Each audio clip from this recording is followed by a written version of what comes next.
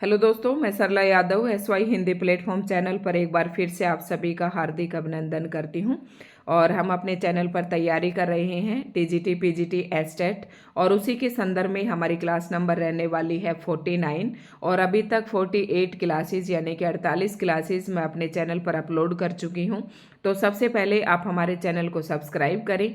अगर कोई भी कैंडिडेट आज की इस वीडियो से नया जुड़ता है तो सबसे पहले चैनल को सब्सक्राइब करें। और अगर ये सभी वीडियोस देखना चाहता है तो आप जब प्लेलिस्ट में जाकर चेक करेंगे तो TGT PGT एस्टेट 2024 के नाम से आपको एक प्लेलिस्ट मिलेगी और वहाँ पर ये सारी वीडियोस आपको एक ही जगह पर मिल जाएंगे। साथ ही आज की वीडियो जो महत्वपूर्ण रहने वाली है वो TGT PGT एस्टेट के लिए तो है ही, और HPSC assistant professor screening exam के लिए, और UGC नेट वाले के लिए, या फिर किसी भी स्टेट का कोई भी टेट हो, सभी के लिए आज की वीडियो बहुत ही महत्वपूर्ण रहने वाली है। अब थोड़ी सी बात करेंगे कि आज की इस वीडियो में हम पढ़ क्या रहे हैं, क्योंकि आज की जो वीडियो है ये पार्ट नंबर 4 रहने वाला है, या पार्ट नंबर 4 रहने वाला है। अभी तक शायद इसके 3 पार्ट्स मैं अपलोड कर चुकी हूँ, और इसमें पढ़ रहे हैं हिंदी गद्य का विकास। हिंदी गद्य का विकास, तो आपको पता होगा कि हिंदी गद्य का विकास जो है कौन से काल में हुआ, तो आधुनिक काल में हिंदी गद्य का विकास हुआ। ऐसी बात नहीं कि हिंदी जो है गद्य में कोई भी जो रचना है वो आधुनिक काल से पहले लिखी ही नहीं जाती थी। तो मैंने शुरू से अभी तक जो आपको 3-4 वीडियोस बताई हैं सारी मैं आपको दिखा देती हूँ कि कहाँ से हमने ये टॉपिक स्टार्ट किया था। तो ये टॉपिक मैंने गद्य का विकास क्रम से शुरू किया था, हिंदी गद्य का विकास। तो आदिकाल से आपको पता है कि गद्य का विकास पूछा है तो हम आदिकाल से शुरू करेंगे। कुछ गद्य की जो रचनाएं आदिकाल में लिखी गई, कुछ भक्ति काल में लिखी गई, कुछ रीति काल में लिखी गई, और फिर बात आती है आधुनिक काल की। क्योंकि हिंदी गद्य का जो प्रॉपर तरीके से विकास हुआ वो परिमार्जित तरीके से, तो वो आधुनिक काल में हुआ। तो ये सब हम पढ़ चुके थे, आपने देख लिया होगा। इतनी जो वीडियो है 2-3 वीडियो में मैं इतना पढ़ा चुकी हूँ। तो इम्पोर्टेंट जो बातें थी यहाँ से, क्योंकि प्रश्न जरूर पूछा जाता है। कल की वीडियो में हमने ये 4 महत्वपूर्ण स्तंभ पढ़े थे जिन्होंने खड़ी बोली गद्य में अपना महत्वपूर्ण योगदान दिया था। मुंशी सदा सुखलाल, इंसाल्लाह खां, लल्लू लाल और सदल मिश्र। तो इन सभी के बारे में हम पढ़ चुके थे, और फोर्ट विलियम कॉलेज के बारे में भी हम पढ़ चुके थे। अब बात आती है कि हिंदी गद्य के विकास में बहुत सी ऐसी संस्थाएं थी जिन्होंने हिंदी गद्य के विकास में योगदान दिया। बहुत से हमारे विद्वान थे जिन्होंने हिंदी गद्य का विकास करने में, या हिंदी खड़ी बोली का विकास करने के लिए काफ़ी अपना योगदान दिया। तो ये सारा हमने पढ़ना है, और आज की वीडियो बहुत ही महत्वपूर्ण रहने वाली है। साथ ही साथ देखो, कुछ संस्थाएं थी जिन्होंने खड़ी बोली को आगे बढ़ाने के लिए अपना योगदान दिया, खड़ी बोली का विकास करने के लिए। क्योंकि रीति काल तक आप देख रहे होंगे कि जो भी रचनाएं थी साहित्य की वो ब्रज भाषा में ही लिखी जा रही थी, लेकिन हिंदी जो है अपने पूरे विकसित रूप में नहीं आ पाई थी। हिंदी को जो स्थान मिलना चाहिए था वो नहीं मिल पाई थी। तो धीरे धीरे इन सभी कालों में से खड़ी बोली हिंदी का धीरे धीरे विकास होता गया, और आधुनिक काल में, मतलब आधुनिक काल से पहले की अगर बात करूं तो पद्य का ही विकास ज्यादा हो रहा था, गद्य का विकास नहीं हुआ था। यानी कि हिंदी साहित्य पद्य में ज्यादा लिखा गया, लेकिन आधुनिक काल के अंदर पद्य के साथ साथ गद्य का विकास भी लगातार तरीके से हुआ। तो इसमें किन किन लोगों ने महत्वपूर्ण योगदान दिया, किन संस्थाओं ने दिया, और साथ में किन पत्रिकाओं का योगदान रहा। तो आज इससे पहले तो हम सारा पढ़ चुके हैं शुरू से लेकर, और आज की इस वीडियो में महत्वपूर्ण बात ये आएगी कि कौन कौन से जो लोग थे जिन्होंने खड़ी बोली हिंदी के विकास में अपना योग दिया और गद्य के विकास में योगदान दिया। गद्य का विकास इसलिए कहेंगे कि जिन लोगों ने खड़ी बोली हिंदी को बढ़ाया, उसको भाषा को ज़्यादा महत्व दिया। तो ज़्यादा महत्व उस समय जो समाज में रहेगा, तो सीधी सी बात है कि साहित्य भी उसमें लिखा जाएगा। तो गद्य का विकास आधुनिक काल में काफ़ी तरीके से हुआ। और इसमें काफ़ी संस्थाओं ने योगदान दिया, काफ़ी ये जो पत्र पत्रिकाएं हैं जिन्होंने काफ़ी भरपूर योगदान दिया।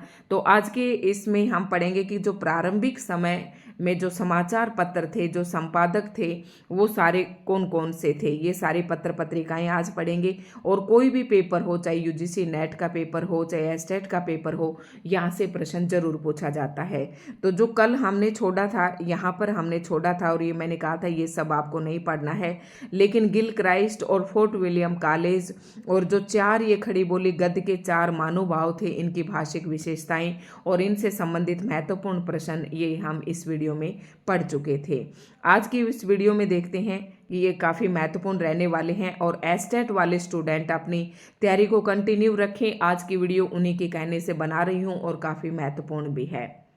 शुरुआत करते हैं आज के इस वीडियो लेक्चर की। तो सबसे पहले आप बेल आइकन पर प्रेस कर लें, और वीडियो आपको अच्छी लगे तो लाइक एंड शेयर जरूर करें।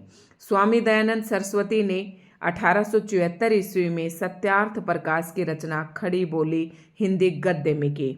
बात सुनना, आदिकाल से मैं बताने लगी थी आपको। सबसे पहले हमने उद्योतन सूरी की कुवल माला पढ़ी, फिर उसके बाद वन रत्नाकर, उक्ति व्यक्ति प्रकरण, और ये सारी रचनाएं हम धीरे धीरे फिर भक्ति काल की पढ़ी। 252 वैष्णव की वार्ता, 84 वैष्णव की वार्ता, फिर हम आधुनिक काल में आ गए। आधुनिक काल में जिन जिन लोगों ने जो भी रचनाएं लिखी थी, जैसे मुंशी सदा सुखलाल की है, लल्लू लाल, सदल मिश्र, इंशाअल्लाह खां, इन सब की रचनाओं के बारे में हम हिंदी गद्य का विकास, जैसे जैसे इन सब ने हिंदी गद्य के विकास को आगे बढ़ाया, ये सब हम पढ़ चुके थे। अब बात आती है इसी गद्य के विकास में, और अगला व्यक्ति है जिसका महत्वपूर्ण योगदान रहा, वो है स्वामी दयानंद सरस्वती। तो इन्होंने 1874 ईस्वी में एक रचना लिखी सत्यार्थ प्रकाश। काफ़ी इम्पोर्टेंट रचना है, और जब मैं 3rd या 4th क्लास में थी तभी मैंने अपने पिताजी के नाम से इस रचना का नाम भी सुन लिया था। स्वामी दयानंद सरस्वती ने अपने एक सत्यार्थ प्रकाश नाम से एक रचना लिखी और खड़ी बोली में लिखा, ये हिंदी गद्य की खड़ी बोली में लिखा, और इसकी रचना हुई 1874 में। तो ये बात आपको ध्यान रखनी है। पंडित मदन मोहन मालवीय के अथक प्रयत्न से सन 1900 ईस्वी में कचहरियों में नागरिक की प्रतिष्ठा हुई। देखो क्या था कि जब हमारा देश 1947 को आज़ाद हुआ, 1950 को हमारा संविधान लागू हुआ, तो 1950 वाले दिन 26 जनवरी 1950 को जब संविधान लागू हुआ, तो ये बात कही थी कि हिंदी को जो है अपना स्थान मिलना चाहिए, और 15 वर्ष की मोहलत दी गई थी कि धीरे धीरे हिंदी को अपना स्थान दिलाया जाए। जैसे कोर्ट कचहरी थी, अदालतें थी, इन सभी में उर्दू के स्थान पर हिंदी का प्रयोग किया जाने लगे। तो ये समय सीमा जो है 15/1965 पे ख़त्म हो जाती है, लेकिन ऐसा कहीं पर भी कुछ भी नहीं हुआ, क्योंकि जब हिंदी को अपनी प्रतिष्ठा दिलाने की बात आई तो जो हिंदी भाषी क्षेत्र थे उन लोगों ने आंदोलन शुरू कर दिए। तो कुछ ये हम पहले वीडियो में इनकी चर्चा कर चुकी हूँ। हिंदी की जो संवैधानिक स्थिति थी, जब मैंने ये वीडियो पढ़ाई थी तो उस समय ये सारी बातें मैंने बता दी थी। अगला जो व्यक्ति आता है पंडित मदन मोहन मालवीय के अथक प्रयत्न से 1900 ईस्वी में कचहरी मतलब जो कोर्ट थे, हमारे जो अदालतें थी, उनमें नागरी प्रचारने की प्रतिष्ठा हुई। दयानंद के अनुयायी हिंदी को आर्य भाषा कहते थे। जैसे कि हम स्वामी दयानंद सरस्वती जी का नाम जो है आर्य समाजी से जोड़ते हैं। आर्य समाजी कहते हैं ना, दयानंद सरस्वती जो थे वो आर्य समाजी थे, तो आर्य भाषा कहते थे। जो दयानंद सरस्वती जी के जो अनुयायी थे, या अनुयायी का मतलब है फॉलोअर्स जो थे, वो इन्हें हिंदी को क्या कहते थे, आर्य भाषा कहते थे। हिंदी भाषा की प्रथम पत्रिका की बात करें तो वह उद्दंत मार्तंड थी, और इसका प्रकाशन 30 मई 1826 ईस्वी को कानपुर निवासी पंडित जुगल किशोर के संपादकत्व में हुआ। कहने को आपको ये 2 पंक्तियां जो है बिल्कुल आसान सी लग रही होंगी, लेकिन मोस्ट इम्पोर्टेंट, जब HPSC स्क्रीनिंग एग्जाम दिया तब भी ये प्रश्न पूछा गया था। HSC के भी स्क्रीनिंग एग्जाम में प्रश्न पूछा जाता है, और बहुत से मतलब हिंदी साहित्य के जहाँ भी एग्जाम होते हैं ये प्रश्न अपने आप में एक महत्व रखता है। तो हिंदी भाषा की प्रथम पत्रिका कौन सी थी? हिंदी भाषा की प्रथम पत्रिका की बात हो रही है, समाचार पत्र की बात नहीं हो रही है। तो पहली पत्रिका थी उद्दंत मार्तंड और इसका प्रकाशन 30 मई 1826 को हुआ। कानपुर निवासी पंडित जुगल किशोर के संपादन में हुआ। मोस्ट इंपोर्टेंट, रट ले इस पॉइंट को। उद्दंत मार्तंड, अब इसका प्रकाशन वर्ष दे दिया 1826 में। किसने किया इसका संपादन? जुगल किशोर ने किया। अब बात आती है कि ये साप्ताहिक थी या मासिक थी। तो ये एक साप्ताहिक पत्रिका थी और ये कलकत्ता से निकलती थी। इसका समय भी आपको पता होना चाहिए, इसका स्थान भी आपको पता होना चाहिए कि ये साप्ताहिक थी या मासिक थी। तो उद्दंत मार्तंड 30 मई 1826 को कलकत्ता से प्रकाशित होती थी। साप्ताहिक पत्रिका थी, जुगल किशोर के संपादन में प्रकाशित हुई। इतनी बातें आपको इससे संबंधित ध्यान रखनी है। उद्दंत मार्तंड में खड़ी बोली का मध्य देशीय भाषा के नाम से उल्लेख किया गया है। उद्दंत मार्तंड जो पत्रिका थी उसमें खड़ी बोली का किस नाम से उल्लेख किया? मध्य देशीय भाषा के नाम से। उद्दंत मार्तंड के प्रकाशन दिन को आधार मानकर 30 मई को राष्ट्रीय हिंदी पत्रकारिता दिवस मनाया जाता है। वेरी मोस्ट इम्पोर्टेंट प्रश्न की हिंदी की जो पत्रिका थी पहले उद्दंत मार्तंड, उसका प्रकाशन 30 मई 1826 को हुआ था। इसीलिए 30 मई को मद्देनजर रखते हुए राष्ट्रीय हिंदी पत्रकारिता दिवस भी 30 मई को ही मनाया जाता है। कलकत्ता से सन 1854 ईस्वी में हिंदी का पहला ये दैनिक पत्र है समाचार सुधा वर्षन। ध्यान रखना, उद्दंत मार्तंड जो है ये पत्रिका थी, साप्ताहिक पत्रिका। अब बात करें कि हिंदी का पहले दैनिक समाचार पत्र कौन सा था, तो हिंदी का पहला दैनिक समाचार पत्र है समाचार सुधा वर्षन। ये समाचार पत्र है, वो पत्रिका थी। 1854 में समाचार सुधा वर्षन का जो कलकत्ता से सन 1854 में हिंदी का पहला दैनिक पत्र था, ये जो प्रतिदिन समाचार पत्र निकलता है ये था समाचार सुधा वर्षन। Most important. और ये किसके संपादन में निकला था? श्याम सुंदर सेन के संपादकत्व में निकला था। प्रारंभिक समय के प्रमुख समाचार पत्र, संपादक और वर्ष निम्नलिखित यहाँ पर नीचे दिए गए हैं। तो ये वो पत्र पत्रिकाएं हैं जो 1826 से लेकर 1867 तक प्रकाशित हुई थी और काफ़ी अपना महत्व रखती हैं। तो बहुत ही अच्छे से यहाँ डिटेल से दिया गया है, आप अपने अच्छे से नोट्स बना लें। हिंदी साहित्य का कोई भी एग्जाम हो, पत्रिका से संबंधित एक प्रश्न जरूर पूछा जाता है। अभी आपको बताऊं कि 18 जून को जो नेट का पेपर हुआ था उसमें ये प्रश्न पूछा गया था। ज्ञानदायिनी पत्रिका के कौन प्रकाशक, संपादक कौन थे? तो नवीन चंद्र राय थे। और यहाँ से एक नहीं 3-4 प्रश्न पूछे गए थे। तो ये सारे प्रश्न इंपॉर्टेंट है, आप इन्हें अपने नोट्स में स्थान दें, अच्छे से इन्हें याद कर लें। तो पहला समाचार पत्र में नाम आता है उद्दंत मार्तंड और ये संपादक किसके संपादक में प्रकाशित हुआ? जुगल किशोर 1826 में। और एक साप्ताहिक पत्र था, कलकत्ता से प्रकाशित होता था।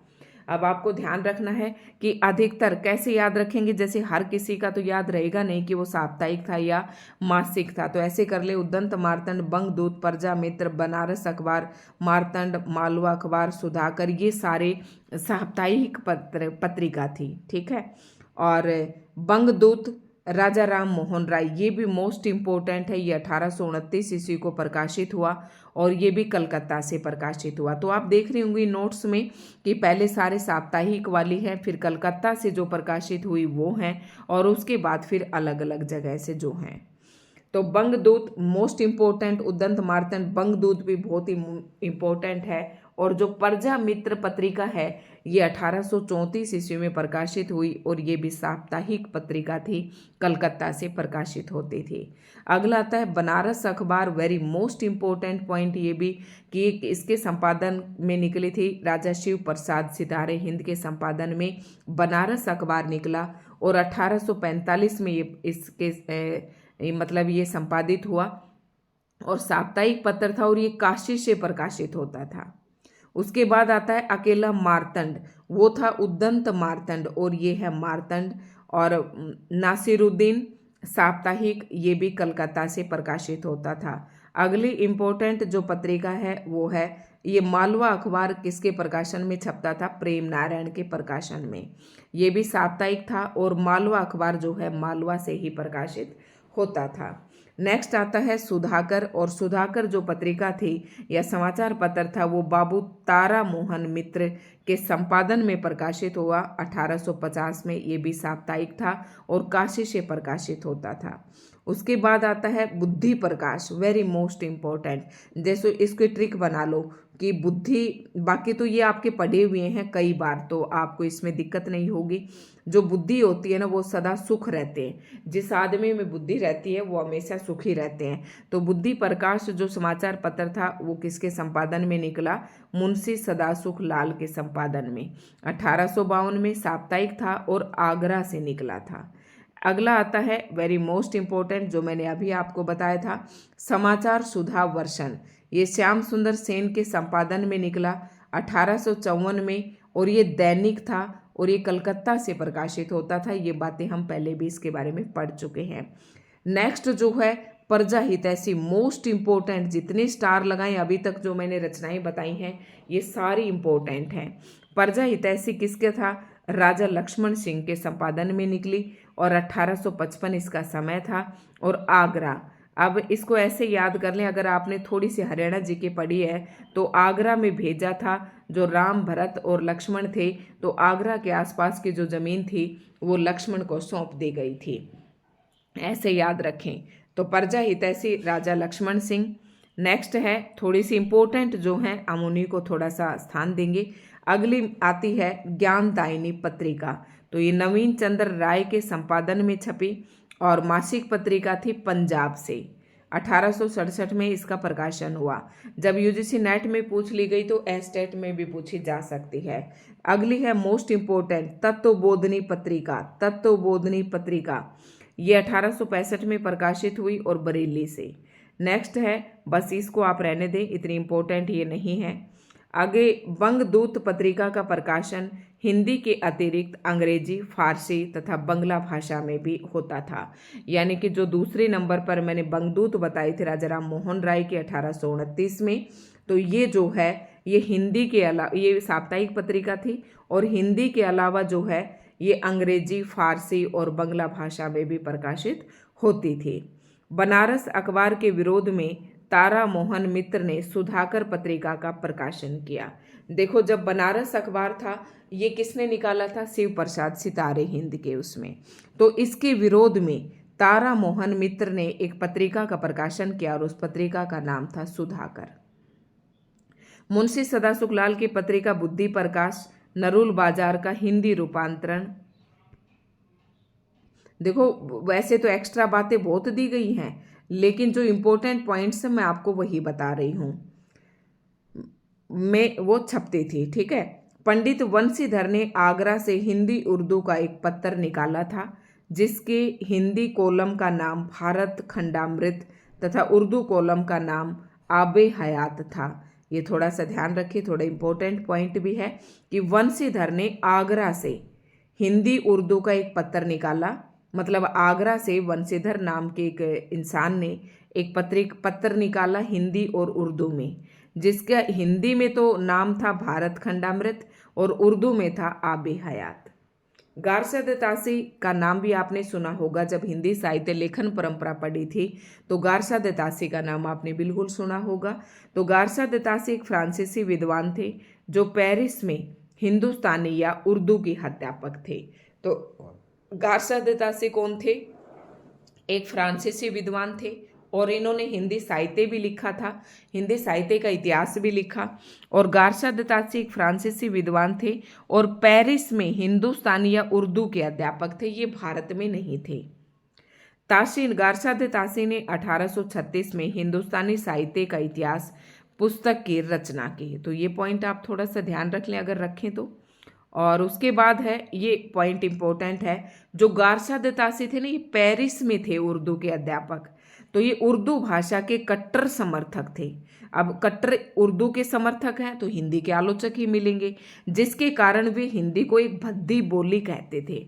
यानी कि गारशद तासी जो थे वो उर्दू के कट्टर समर्थक थे, मतलब उर्दू के पक्के समर्थक थे, तो वो हिंदी को एक भद्दी बोली कहते थे। पंजाब प्रांत के पंडित नवीनचंद राय हिंदी भाषा के पक्के समर्थक थे। अब यहाँ पर ये बताया गया कि हिंदी के समर्थक कौन थे, हिंदी पत्र पत्रिकाओं को बढ़ावा देने वाले कौन थे, और ये सारी चीज़ें, इन सब का योगदान रहा, इसीलिए हिंदी अपने विकास पर पहुँच पाई। तो जो पंजाब के नवीनचंद राय थे, अभी ज्ञानदायिनी जो पत्रिका हमने इनकी पढ़ी थी, इसका ये हिंदी के पक्के समर्थक थे। विद्या की उन्नति के लिए नवीनचंद राय ने लाहौर में अंजुमन लाहौर सभा की स्थापना भी की, और नवीनचंद राय ने लाहौर में स्त्री शिक्षा का प्रचार जोर शोर से किया। यानी कि जो नवीनचंद राय थे, इनके बारे में आपको इतनी बातें याद रखनी है कि ये हिंदी के पक्के समर्थक थे। अंजुमन लाहौर सभा की स्थापना की, और इन्होंने क्या किया, लाहौर में स्त्री शिक्षा का प्रचार जोर शोर से किया। बढ़ते हैं नेक्स्ट प्रश्न की तरफ। आचार्य रामचंद्र शुक्ल ने, अब नाम आता है श्रद्धाराम फिल्लोरी का, फुल्लोरी भी कई जगह पर इसका नाम लिखा हुआ होता है। तो राजा आचार्य रामचंद्र शुक्ल ने पंजाब के श्रद्धाराम फिल्लोरी को अपने समय का सच्चा हिंदी हितैषी और सिद्ध हस्त लेखक माना। मोस्ट इम्पोर्टेंट पॉइंट कि आचार्य रामचंद्र शुक्ल जी ने किस विद्वान को हिंदी का हितैषी और सिद्ध हस्त लेखक माना है, तो आपको नाम बताना है श्रद्धाराम फिल्लोरी। श्रद्धाराम फिल्लोरी की प्रमुख रचनाएं कौन कौन सी हैं? सत्यामृत प्रभा, आत्मचिकित्सा, तत्वदीपक, धर्म रक्षा, उपदेश संग्रह और शतोपदेश। तो सत्यामृत प्रभा थोड़ा सा याद रखना, बाकी इनकी रचनाएं आपसे पूछी नहीं जाती हैं। बस इनमें से आपने 3-4 बातें पढ़ी हैं कि नवीनचंद राय जो थे ये हिंदी के पक्के समर्थक थे, श्रद्धाराम फिल्लोरी भी पक्का समर्थक थे, लेकिन जो गारशा दत्तासी थे ये हिंदी के कट्टर विरोधी थे और उर्दू के पक्के समर्थक थे। अब बात आती है शिव प्रसाद सितारे हिंद का। आपके पास कोई भी बुक होगी तो आप ज़्यादातर देखेंगे कि शिव प्रसाद सितारे हिंद का काफ़ी नाम लिया जाता है। राजा शिव प्रसाद सितारे हिंद 1823 से 95 ईस्वी में भारतेंदु के गुरु थे। ध्यान से रखना, भारतेंदु के गुरु कौन थे? शिव प्रसाद सितारे हिंद। राजा शिव प्रसाद सितारे हिंद सन 1856 ईस्वी में शिक्षा विभाग के इंस्पेक्टर नियुक्त हुए। राजा शिव प्रसाद सिंह की महत्वपूर्ण रचनाएं हैं, very most important point note कर लेना भाई, मोस्ट इंपॉर्टेंट है। इन रचनाओं में से भी एक रचना जरूर पूछी जाती है। राजा भोज का सपना, आलसियों का कीड़ा, इतिहास तिमिर नाशक, मानव धर्मसार, बस, और एक भूगोल हस्तमूलक। ये 4 रचनाएं हैं जो काफ़ी इम्पोर्टेंट है। इन चारों को तो आपको बिल्कुल ध्यान से देना है कि राजा भोज का सपना, आलसियों का कीड़ा, इतिहास तिमिर नाशक और मानव धर्मसार, ये चारों मुझे वैसे ही बिना किसी ट्रिक के याद रहती हैं। 1-2 बार आप भी पढ़ेंगे तो आपको याद हो जाएंगी। और ये शिव प्रसाद सितारे हिंद की महत्वपूर्ण रचनाएं हैं। आगे है शिव प्रसाद सिंह के संबंध में आचार्य रामचंद्र शुक्ल ने लिखा है, प्रारंभ काल से ही वे हिंदी के पक्षपाती थे, जिसमें सर्वसाधारण के बीच प्रचलित अरबी फारसी शब्दों का स्वच्छंद प्रयोग हो। हिंदी के पक्षपाती थे, मतलब राजा शिव प्रसाद सितारे हिंद हिंदी को चाहते थे। राजा शिव प्रसाद सिंह कृत गुटका एक संग्रह पुस्तिका है, ये स्कूली विद्यार्थियों के लिए लिखी गई थी। अब नाम आता है शिव प्रसाद सितारे हिंद के बाद राजा लक्ष्मण सिंह।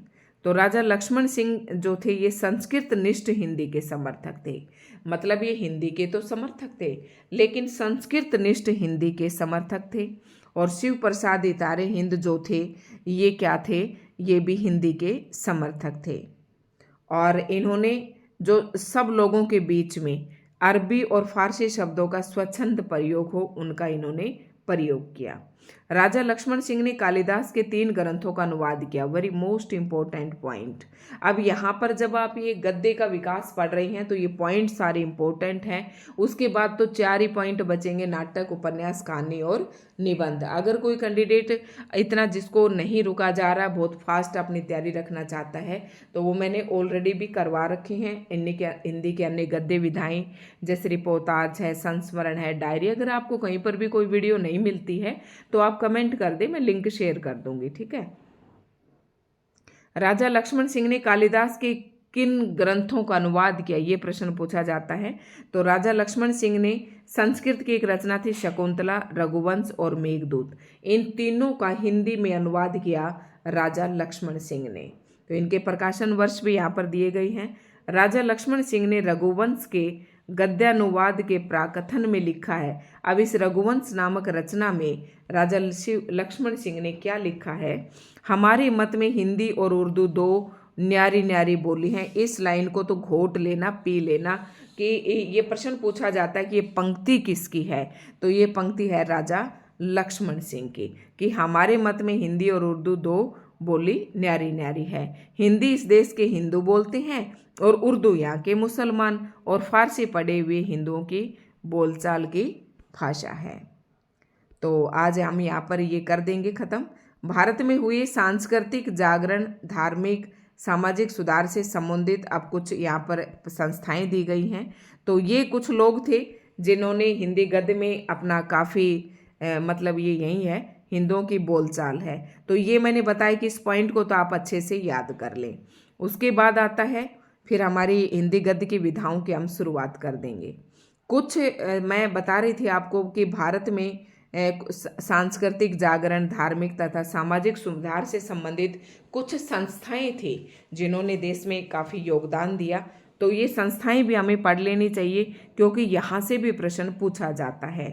हिंदी गद्य के विकास में महत्वपूर्ण ये संस्थाएं हैं जिन्होंने अपना योगदान दिया। महत्वपूर्ण विद्वान जो थे उनको हमने पढ़ा। ठीक है। अब प्रमुख संस्थाएं कौन कौन सी हैं? जैसे एक तो ब्रह्म समाज है। ब्रह्म समाज की स्थापना 1828 में और किसने की थी? राजा राम मोहन राय ने की थी। तो इम्पोर्टेंट है और ये मेरे ख्याल से सभी को याद भी होगी।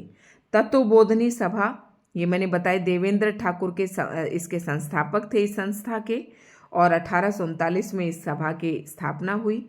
उसके बाद आता प्रार्थना समाज। तो प्रार्थना समाज की जो स्थापना है 1867 में केशव चंद्र सेन के सहयोग से राणा डे, आत्मा राम और देवेंद्र नाथ। ठीक है। बाकी इंपॉर्टेंट पॉइंट कौन कौन से ये याद रखना, ये इंपॉर्टेंट है, ये भी इंपॉर्टेंट है। वेद समाज नहीं, प्रार्थना समाज, ब्रह्म समाज, ये इंपॉर्टेंट है। ये पॉइंट्स आपको जरूर याद रखने हैं। उसके बाद वेद समाज केशव चंद्र सेन ने इसकी स्थापना की, और सत्य शोधक समाज ज्योतिबा बाई फुले ने इसकी स्थापना की, इस संस्था की। अब इम्पोर्टेंट आता है आर्य समाज। तो आर्य समाज की स्थापना किसने की थी? दयानंद सरस्वती ने। ब्रह्म समाज की स्थापना किसने की थी? राजा राम मोहन राय ने। तो आर्य समाज की स्थापना जो है 1875 में और ब्रह्म समाज की स्थापना 1828 में। थियोसॉफिकल सोसाइटी जो थी इसकी स्थापना 1882 में, और ब्लास्टवस्की एम कर्नल अलकाट ने इसकी स्थापना की थी। रामकिशन मिशन, ध्यान रखना 3 इंपॉर्टेंट है, तीनों तो मोस्ट इंपॉर्टेंट है। ब्रह्म समाज राजा राम मोहन राय, आर्य समाज स्वामी दयानंद सरस्वती, रामकिशन मिशन स्वामी विवेकानंद। तो दोस्तों आज की वीडियो आपको कैसी लगी कमेंट करके ज़रूर बताएं। और कल से अब हम शुरुआत कर देंगे हिंदी नाटक का विकास। अब हिंदी नाटक के बारे में हम यहाँ पर ऐसे पढ़ेंगे, कुछ इम्पोर्टेंट पॉइंट्स सारे पढ़ते जाएंगे।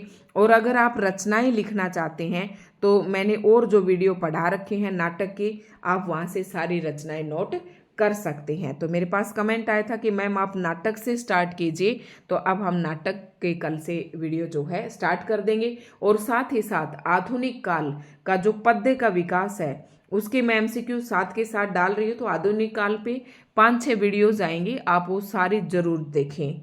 इम्पोर्टेंट प्रश्न है, उससे आपका ये कंफर्म हो जाएगा कि आपने क्या पढ़ा क्या नहीं पढ़ा, और पढ़ा है तो आपको कितना अभी तक लर्न है, स्मरण है। ठीक है। तो दोस्तों आज की वीडियो कमेंट करके ज़रूर बताएं कैसी लगी।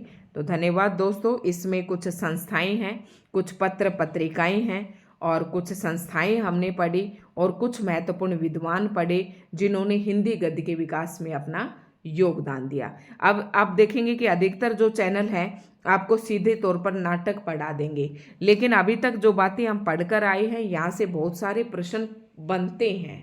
तो ये सारी बातें आपको पढ़नी है। तो धन्यवाद दोस्तों। बस वीडियो को एक बार जमकर लाइक कर दें और सभी अपने दोस्तों के पास शेयर कर दें। धन्यवाद।